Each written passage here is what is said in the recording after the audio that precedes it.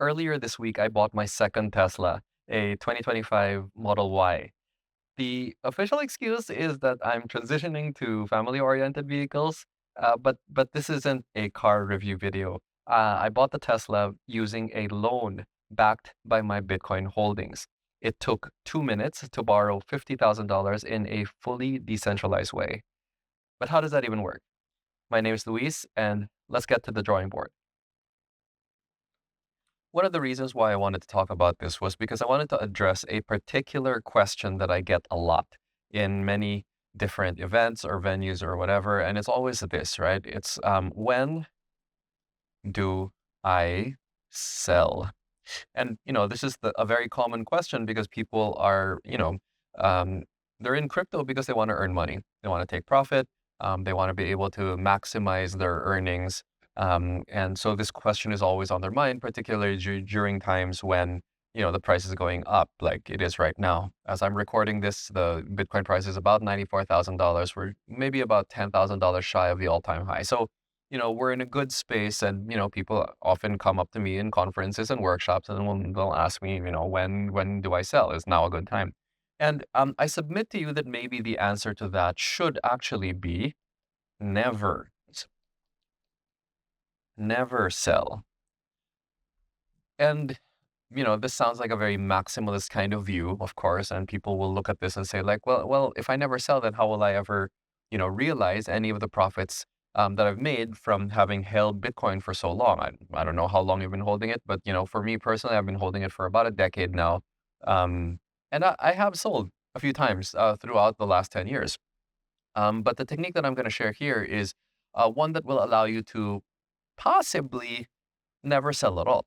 And the way that we do that is by using our Bitcoin as collateral instead of turning it into cash, right? Because the main way that we lose control of our Bitcoin is when we sell it. If we never sell it, if we use it as collateral and then borrow against it instead, then technically we always hold the Bitcoin for as long as we always put ourselves in a position where we can pay the loan back.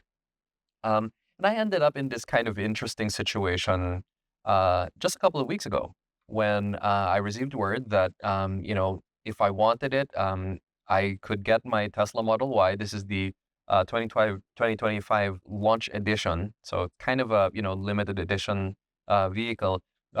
So I was not even in the Philippines at the time. I was actually in the US and I got an email from Tesla Philippines telling me that if I wanted the vehicle, it was mine, but I had to mobilize the funds in under 2 weeks.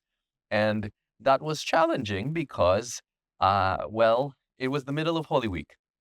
And Holy Week in the Philippines is this, religious holiday where, banks are closed for multiple days and it's very hard to get, communications or decisions or contracts sorted out because everyone is kind of putting themselves on in a lengthy holiday and it's hard to get a reach of people. So I was kind of in this weird conundrum because like uh, even if I wanted to go with a more traditional bank loan, I'm not really sure I would have been able to get away with it given the time frame that was available to me. Again, I had 2 weeks to mobilize something like 2.5 million pesos. So I'm going to write all of that down, right? So we know what we're talking about here. So a Tesla Model Y in the Philippines is about 2.5 million pesos. For the dollar people, it's about $47,000. This is the all-wheel drive launch edition. Now, if you were to go the traditional route, trad bank route, where you just borrow money from the bank, this is what that looks like, right? So there's typically a 20% down, right? And if we're taking our numbers here, that is 500,000 pesos. Um, and typically there is a 6% per year interest rate. You will pay this back over 60 months or, 5 years, right? And this is the most standard kind of auto loan that you can get in the Philippines. Now, if you have ever done this before, you'll be familiar with this next term. It's called CI. That is a credit investigation. And here in the Philippines, CI is particularly uh, insulting in many ways. They'll call your employer, they'll check how much money you make, they'll visit your house to see if your house looks like a nice enough house for the car that you are planning on parking in its garage. They'll call your references, maybe your friends, maybe your family, to check that you really do have the money to pay back the bank. And honestly, it's very tedious. It's slightly insulting, and but it's always been like this, right? This is how banks work. Uh, Particularly in countries like the Philippines where credit is not particularly strong, right? So although I understand the reasoning for why they do all of these things, I am nonetheless still slightly offended by kind of the lengths that they will go. And obviously, it's very hard for you to do a CI during a holiday week like Holy Week here in the Philippines. Not to mention the fact that I wasn't even in the country, I was in the wrong time zone, and it was very hard to coordinate any of these things. So, for that reason and many other reasons, the traditional bank route probably was not going to work for me. Okay. So, what is the DeFi route? And in this case, I will talk about Aave.com at length because this is the main lending protocol and platform that I used in order to make this stuff work. So, how would this work if it was Aave?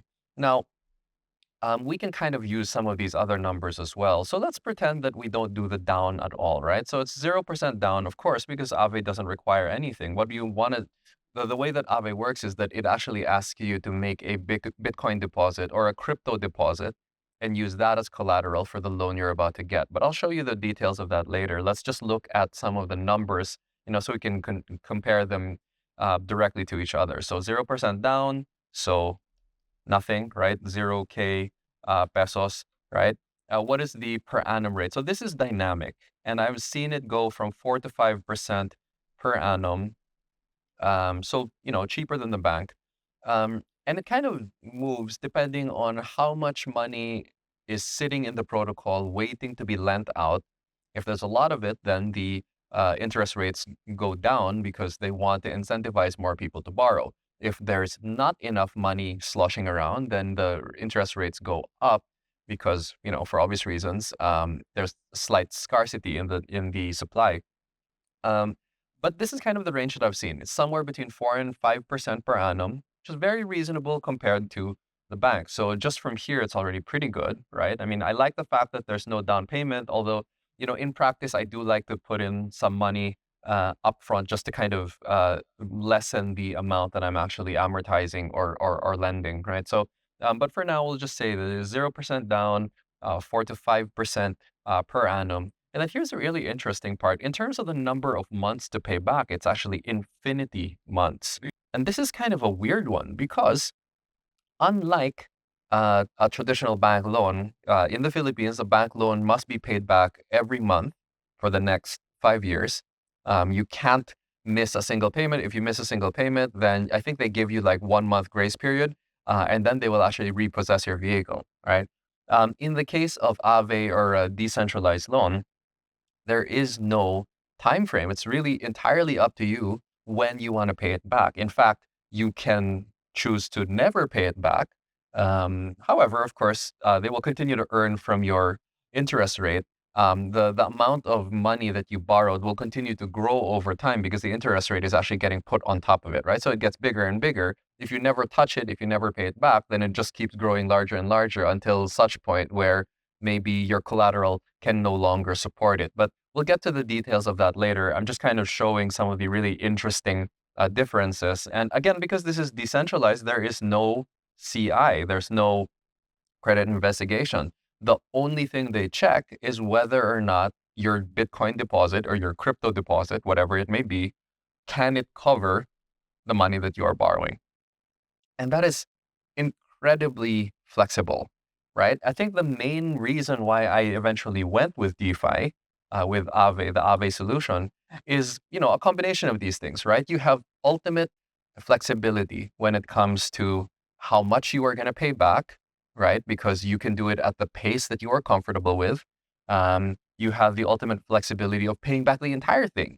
If, for example, you had some kind of windfall, you just had the extra money, you could pay back the entire thing instantly, and you would make um, your interest rate would simply be prorated to the hour, right? So it's incredibly granular. So you don't pay the entire 4 or 5% per annum. If you paid it back tomorrow, then you would pay back just 1/365 days worth of interest rate. So very, very flexible. And, possibly the best thing about it is that there is no credit investigation at all. I think I was done in about 2 minutes, right? From the moment that I decided that I was going to do it to the moment that I got the money out and I was able to, deploy that, the stable coins that I borrowed. Yeah, it was just 2 minutes. It was incredible. There is literally no traditional financial instrument that could move this fast, especially during, something like, it wasn't Easter Sunday. It was, I guess, Palm Sunday, when I decided that I was going to do this. So, right in the middle of a holiday in the Philippines. So yeah, okay.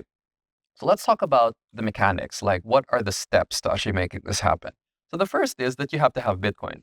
But so we're going to talk about, it doesn't necessarily have to be Bitcoin. It could be other cryptos. But for the sake of this example, I'm going to stick with Bitcoin, and I'll explain exactly why later. But for now, so you have to have Bitcoin. But remember that, kind of all of these lending protocols, they mostly exist in Ethereum. So, you can't just take your Bitcoin as is and then put it into the Ethereum network. It doesn't work that way. So you actually have to first convert your Bitcoin into WBTC, wrapped Bitcoin. And wrapped is what we call it when an external token is kind of, repackaged in order for it to work inside the Ethereum network. So we went from normal Bitcoin to wrapped Bitcoin. So that's the very first step. And you can do this in many different places, right? There is the official place where you can wrap your Bitcoin. There's a website for that. But the one that you can do this in basically every centralized exchange out there. So you can just go to either, Binance or OKX or any other centralized exchange. The reason why I'm saying this is because they are the most efficient. And you can just go to the BTC, WBTC spot market. So if you had Bitcoin in the first place, then you just swap it into WBTC. You can get very, very close to 1:1 for your Bitcoin to WBTC. So there's almost no exchange loss. And I think it's super flexible if you wanted to do it this way. Coincidentally, if you were the type of person that was really getting into Bitcoin and thinking about it in terms of, Bitcoin that I could just use to borrow against, to use that Bitcoin as collateral, you could also just buy WBTC instead of Bitcoin itself. A lot of the purists will probably tell you that that's not a good idea because you always want to stick with the real Bitcoin. And I certainly agree with that. But, for people who want to just go directly to it, you can actually buy WBTC directly also. So there are also spot markets for WBTC, USDT, and, most of the stable coins. So that is a possibility. Although, yeah, if you were to ask me, I wouldn't do this necessarily unless I'm in a situation where I want to use my Bitcoin specifically within decentralized protocols like Aave. Okay, so that's basically it. It's really up to you, and I'm not going to be a maximalist or purist and be the one to judge. Anyone can kind of make this decision on their own. So, okay, what is your second step after you have your WBTC? So you withdraw it from wherever you were converting it from. So either from Binance or OKX or whatever. You can get that WBTC, put it into your decentralized wallet. The wallet that I always use these days is Rabby, but this wallet can be anything. It could also be MetaMask, right? And of course, it could also be Phantom, and many others. But Rabby is the one I like because it's just got a slightly more robust set of features. So I'm into that. So you go from your centralized exchange, you withdraw your WBTC, you plop it into your Rabby wallet, and that's probably going to be like some kind of browser plugin. So you can move around on the decentralized web and go from platform to platform, and your crypto will be, accessible via your browser plugin wallet, Rabby. Okay. So now, step 3, you go to Aave, right? Um, and then you deposit WBTC, right? So how much BTC should you deposit? how much do you, how much will you need in order to make a loan? The rule of thumb here is that if you are going to borrow money from a lending protocol like Aave, you want to be borrowing just about half or less than half of the total current market value of your crypto. So in the case of my loan, so I put in 1 BTC roughly, because I was borrowing to so 1 BTC to borrow something like, well, at the time it was like $45,000. I didn't really need the entire amount. But this is kind of roughly what I was doing. And this is, you can really play around with this. It does not have to be exactly 1 BTC. It could be way less than that. Um, or it could be more than that if you want. And if you just happen to have a lot of extra, you don't have to borrow all of the funds that you currently need. It just means that there's space, as the value of your collateral goes up. So, I mean, remember at the time when I borrowed, I think Bitcoin was only $82,000, the market value. So $45,000 was kind of like roughly half of that, right? So that's kind of how that was the amount that I borrowed. And that at the time, I think that was about 60% of this, right? Um, but now, today, Bitcoin is it's $94,000. So my loan is actually less, right? It's actually worth less than my collateral. Now it's only maybe 55-ish%. So that's pretty good. It means that the health of my loan is actually improving because the amount of the value of my collateral, Bitcoin, is actually going up over time. Meaning that if I ever want to do, maybe I need to borrow another couple of $1,000s, I can still borrow against that same one Bitcoin because there's still space. And I can do that whenever I want. I can just add to the loan whenever I want, right? So I'm going to show you the display, the dashboard of Aave right now. The numbers are not going to be exactly a match of what I was just talking about because I've already made some adjustments since the last time I bought. So this is the Aave dashboard. I'm going to try to zoom in here so you can see a little bit better. Okay, here you go. So let's start with the first half of the dashboard. This is my deposited amount. So I've actually got a lot more than one Bitcoin here. I kind of got a little excited. Um, Actually, so this is a good time to just talk through how Aave works, right? So the money that you borrow from a protocol like Aave, it's not coming from a business or an institution. It's not like a bank where they're sitting on a lot of money and they need to loan it out to people. That's not really how Aave works. Aave is actually more like a matchmaking system where there are borrowers on one side and then lenders on the other side. The lenders put their money into Aave because they want to earn interest from it. So when that money gets deployed out to the borrowers pay back interest, and then that interest gets distributed amongst all of the people who are lending, right? So if you just have a lot of spare capital, you can just dump it into Aave, and it will grow a certain percent every year. Maybe it's somewhere between 2 to 4% per year, earning interest because it is being lent out to other borrowers, other users of the platform. And the reason why it's so much better than, if you had just made a deposit in a bank is because Aave is purely just smart contracts. There's no big banking institution behind it. It is literally just a bunch of smart contracts that are matching transparently and invisibly lenders and buyers, right? So it's a really wonderful way to kind of access global liquidity. I literally have no idea whose money it was that I was borrowing. The protocol is managing all of that for me automatically. So let's talk a little bit about my Aave dashboard. So I currently have a balance of about $122,000 in total here. This is like real time market value, right? Because hopefully you can read this. I have 1.25 WBTC sitting here. That's about $118,000 kind of on its own. And then I also have a tiny bit of Ethereum, just testing it out. So I put in like zero point 0.4 Ethereum, and then I also have 4,000 USDT. So you can just put in whatever crypto you happen to have, and you can borrow against it, right? Um, and that is kind of incredibly flexible. Of course, there's a limit to the types of coins and tokens that Aave will accept. They're not going to accept meme coins. But as long as you stick with kind of the major coins in the Ethereum world, you can probably use that as a way to collateralize any of your loans from Aave. So this is what I've got.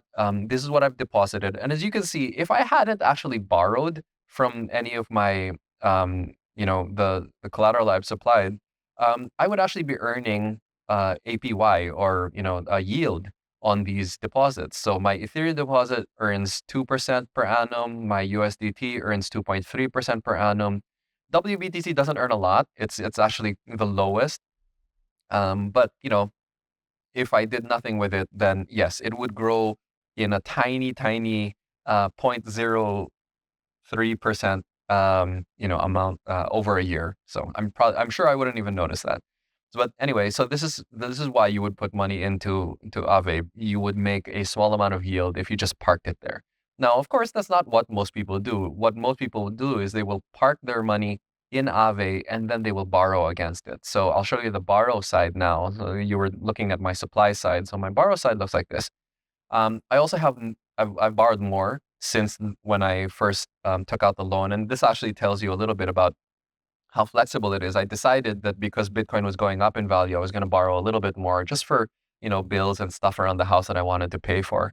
So now my total debt in Aave is $59,000, for which I will be paying something like a 4.18% interest rate, right? Again, this is lower than traditional banks. And again, this is dynamic. The first time I looked at this, it was actually 3.9%. It's kind of moved up a little bit since then. Now, up here, you can see borrow power used, right? And this is an important piece of information. It means that I technically could still continue to borrow even more because I've only used up about 2/3 of the loan that is available to me given the amount of collateral that I've put in. And remember that I put in $120,000 worth of collateral, but I've only borrowed 60. So technically I could still borrow a little bit more, right? Now, you can see that expressed again up here, your health factor. This tells you that, kind of for as long as this number is over 1.0, you can still borrow a little bit more. Now, you can be very reasonable about this, or you could be very aggressive about this. You could really like get it right up to the edge, and kind of borrow a whole bunch. Actually, I'll show you what that looks like. Down here, so here it says available, right? I could borrow another $30,000 if I wanted to. In fact, I'll show you what the interface looks like when you try to do that. So let's say I wanted to borrow another 30K, right? And you will see here the health factor of my loan will go down from 1.6 to 1.07. And then there's this kind of big warning here. If you borrow this amount, you could risk liquidation because you're getting very close to 1.0, 1.0 health factor. And anytime you go below 1.0, that's the moment when they start to sell off your holdings in order to cover your loan. So that's what you're trying to avoid here, of course. And that's why I'm not going to borrow 30,000. At most, I'll probably borrow maybe another 10,000 at most. But even then, I'm probably not even, if you don't need it, then you don't need it, right? You don't have to borrow. Um, Now, that is all well and good. And so there's a different number of ways that you could repay. The first is that you just repay by, clicking the repay button, really, and then just putting in an amount of USDT that's in your wallet. But I don't actually have anything in my wallet. Yeah, so I wouldn't be able to show you what it looks like. But if I had USDT available in my wallet right now, I just plug in the amount and then hit the repay button, and that's kind of it. The other way that I could repay is if I don't have USDT itself, I could actually pay down using my collateral. So I could go like, remember that I have 1.25 Bitcoin there, right? So I could pay, let's say, 10,000 USDT. And what it will do is it will burn zero point 0.1 of my Bitcoin balance in order to pay that back. So you could pay your loan back using the actual collateral that you put in, or you could repay by having USDT from other sources and then dumping it back into the protocol. And remember, you do not have to adhere to any schedule. You don't have to do this, every month or every quarter. You can do whatever you want, right? Um, Me personally, I like the idea of chipping away at my loan. So I'm going to try to stick to the kind of monthly repayments, but you don't have to be religious about it. And honestly, a couple years from now, if I'm still paying this back, I don't know if I will be, I might actually try to close out the entire loan, assuming that I have some extra money so that I can start over. Now, this brings me to possibly the most important insight in this entire conversation that we're having, because this is the part where it kind of changes the way I look at Bitcoin. This whole thing to me, it was an interesting experiment to see how far I could push, decentralized finance. And personally, I was very impressed you could do this so easily because once I had the USDT, it was with me in my wallet in 2 minutes. I immediately just went to one of our trading desks, our registered local trading desks here in the Philippines. Moneybees is the one that I went to specifically, and then I traded it to them for peso, and they had the money in my bank account um, within that same day. It's incredibly fast, right? Very, very straightforward. Now, okay, so here's the insight that I kind of got around to after doing this whole thing and realizing how easy it was. You never really do have to sell your Bitcoin anymore. The biggest thing that people grapple with, people like me who have maybe been holding on to Bitcoin for so long, the thing that we always grapple with is, you know, Bitcoin gets very valuable every 4 years, roughly, because of the way the cycles work. But during the times when it's not valuable, when the price is lower than what you would hope for, you still have bills to pay, and you're still living your life. It's not like you can just stop spending just because the Bitcoin price is down, right? So I think one of the most powerful things that I have come around to after playing around with Aave and this WBTC backed loan product is I never really have to sell anymore because I want to hold on to my Bitcoin for as long as possible. And because I can borrow against it, even though I can't, of course, I can't borrow against 100% of my Bitcoin market value, but that's usually fine for most cases. In my case, I just needed a quick loan that I will probably pay back within a year or two.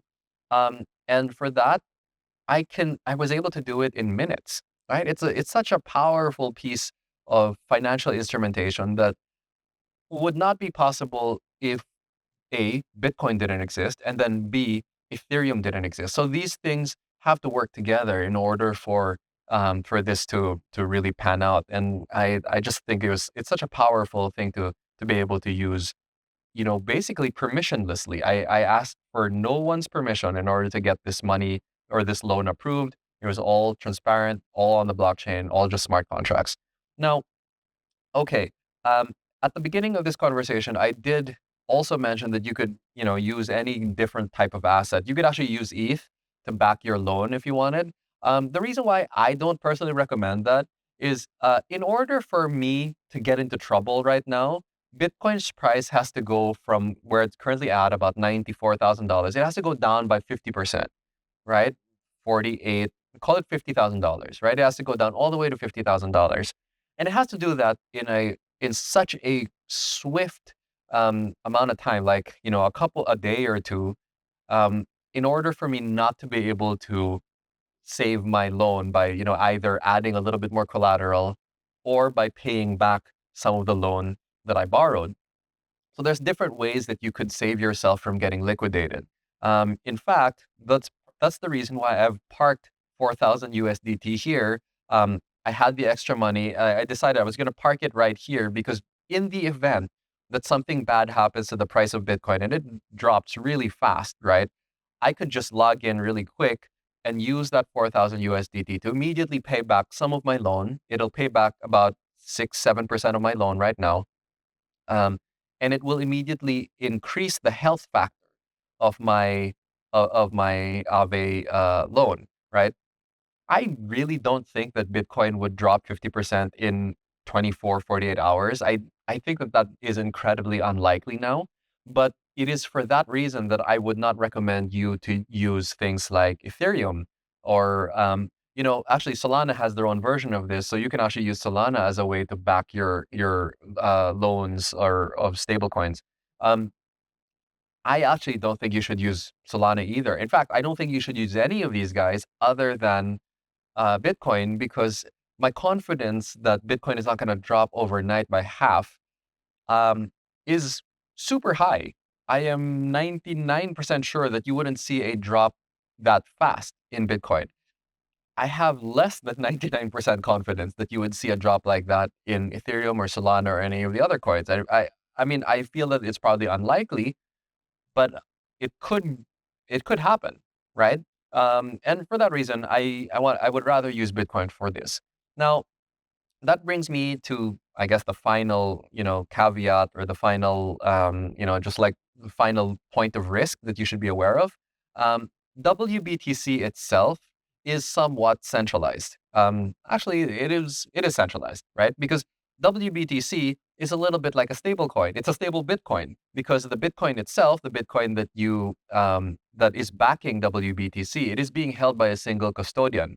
Now, depending on how you feel about that, maybe you feel uncomfortable that you are working with, or that you have to trust this single custodian, that yeah, and you have to trust that they will be able to maintain the 1:1 peg between real Bitcoin and wrapped Bitcoin.